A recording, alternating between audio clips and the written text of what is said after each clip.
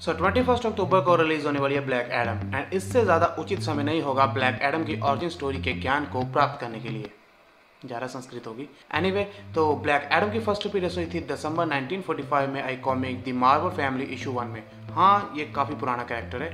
And इसके बाद DC ने ब्लैक एडम की ओरिजिन स्टोरी को रीपब्लिश किया मॉडर्न कॉमिक स्टाइल में, जो कि रिलीज हुई थी द न्यू 52 शज़ैम इशू 1 में। एंड इस स्टोरी लाइन में ब्लैक एडम शज़ैम को ढूंढते हुए प्लैनेट अर्थ पे आ जाता है एंड वो उसे ढूंढ भी लेता है, लेकिन इससे पहले कि उनके बीच कोई बैटल होती है, एक तेज लाइटिंग स्ट्राइक होती है एंड शज़ैम पहुंच जाता है एक मैजिकल मिरर के सामने। एंड उस मैजिकल मिरर में होती है फ्रेंचास्का नाम की एक मैजिकल बीइंग, जो कि शज़ैम को बताती है कि यहाँ पर ब्लैक एडम उसे मारने के लिए आया है एंड उसकी पावर्स लेने के लिए। तो इस पे बिली कहता है कि देखो, अगर वो विज़र्ड जिंदा है तो प्लीज़ उसे कहो कि अपनी पावर्स वापस ले ले एंड किसी ऐसे को दे जिससे उसे पता हो कि इस पावर के साथ क्या करना है। जिस पर फ्रेंचास्का कहती है कि अगर एक बार विज़र्ड किसी को पावर दे दे तो वो चाहकर भी इस पावर को कट नहीं कर सकता। एंड यही रीजन है कि अभी तक ब्लैक एडम अपनी पावर्स को होल्ड करके रखे हुए हैं। एंड इसके बाद फ्रेंचास्का बिली को दिखाती है एक एशियन विलेज जिसका नाम है खंदाक। एंड खंदाक वही विलेज है जिसमें विज़र्ड रहा करता था, लेकिन वो इस विलेज से भागने में कामयाब हो जाता है एंड ठीक उसके 1 साल बाद इस पूरे टाउन को इंस्लेव कर लिया जाता है इवल एम्पायर के हाथों। एंड वहाँ पे लोगों की हालत बहुत बुरी थी क्योंकि उनसे जबरदस्ती काम करवाया जाता था। एंड उन्हीं लोगों में से एक लड़का वहाँ का बंदी था जिसका नाम था अमन, जो कि रोज अपने मुंह से अपनी मौत की भीख मांगता था या फिर वो मांगता था कि कोई उसकी मदद करने आए। एंड फाइनली एक दिन उसकी मदद करने आता है उसका मामा। एंड अपने मामा को देख के अमन बहुत ही खुश होता है एंड उससे अपनी मॉम के बारे में पूछता है, तो जिसपे उसका मामा कहता है कि अब उसकी बहन और तुम्हारी माँ जिंदा नहीं है। लेकिन इससे पहले कि अमन का मामा अपनी बात खत्म कर पाता, पीछे से उस पर अटैक हो जाता है एंड वो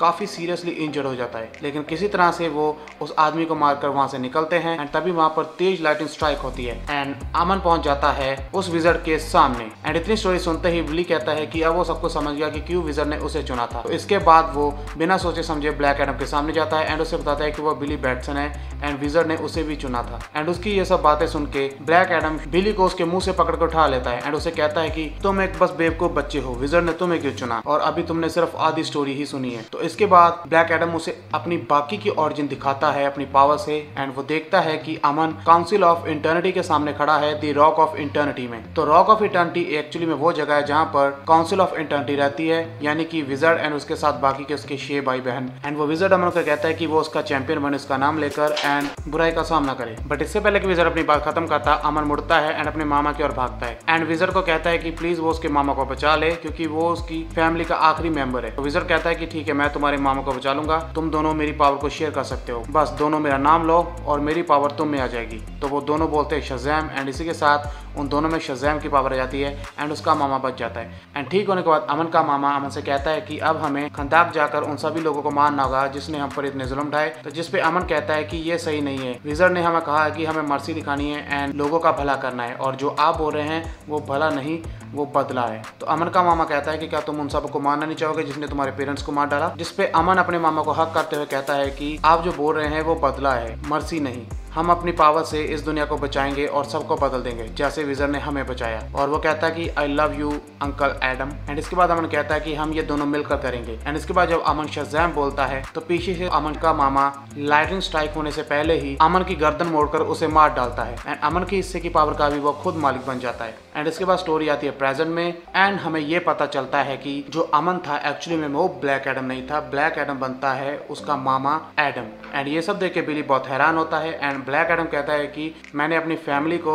सेक्रीफाइस करके पूरे खंदाक को बचाया था एंड अब मैं तुम्हें सेक्रीफाइस करके एंड तुम्हारी पावर्स लेके पूरे वर्ल्ड को बचाऊंगा गुलामी करने से। पर तभी वहाँ पर शज़ैम फैमिली आ जाती है एंड वो सब मिलकर ब्लैक एडम के ऊपर अटैक कर देते हैं एंड ब्लैक एडम को हरा देते हैं। तो इस स्टोरी में सबसे बड़ा ट्विस्ट यही था कि हमने जिसको शुरू से ही ब्लैक एडम समझा वो ब्लैक एडम नहीं था, बल्कि ब्लैक एडम तो एक्चुअली में अमन का मामा बनता है। एंड इस स्टोरी लाइन में अमन मारा जाता है एंड उसकी पावर्स का शेयर जो है वो ले लेता है ब्लैक एडम, क्योंकि ब्लैक एडम के अंदर शुरू से बुराई थी तो विज़र्ड उसे कभी भी चूज नहीं करता, तो इसीलिए उसने अमन को चूज किया था। लेकिन अमन ने यही शर्त रखी थी कि वो तभी उसकी पावर को होल्ड करेगा अगर वो उसके मामा को बचा ले। तो इसी तरह वो दोनों ही अमन एंड एडम विज़र्ड की पावर के हिस्सेदार बनते हैं एंड उसके बाद अमन को मार के एडम उसकी पावर को भी ले लेता है एंड इस तरह वो डे बाय डे बहुत ही पावरफुल होता जाता है। सो ये थी origin story of black Adam. I hope कि आपको ये वीडियो पसंद आई होगी एंड अगर पसंद आई तो प्लीज सब्सक्राइब करना and don't forget to share this video with your friends ताकि उन्हें भी मेरे चैनल के बारे में पता चले। एंड ऐसी और ओरिजिन स्टोरी जानने के लिए सब्सक्राइब टू दिस चैनल